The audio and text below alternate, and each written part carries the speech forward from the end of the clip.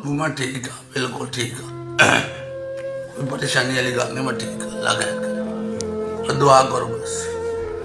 शेखुपुरा मानावाला का ये नौजवान है जिसको बासर अफराद ने तशद्दुद करने के बाद पेट्रोल छिड़कर आग लगा दी। वो इस वक्त DHQ हॉस्पिटल में मुंतकिल है।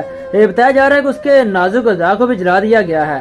तो मेरा मुतालबा है हुकूमत वक्त से कि हो सकता है उस नौजवान का गुनाह हो सकता है उसका गुनाह ना हो, लेकिन इन बाअसर मुलजमान को किसने इजाजत दी कि कानून हाथ में ले। अगर इस लड़के का कोई कसूर था तो FIR देते, उस पर कार्रवाई करवाते।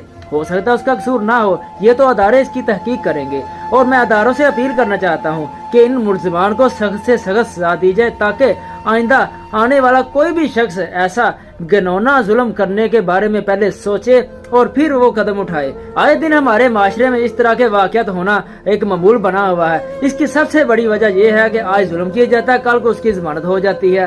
तो मेरी दरखास्त है अदारों से कि इसकी तहकीक की जाए और मुलजमान ने जो कानून अपने हाथ में लिया है या ज्यादती की है या जुल्म किया है, इसकी सजा इन मुलजमान को कड़ी से कड़ी मिलनी चाहिए ताकि कोई भी बंदा ऐसा कदम ना उठाए।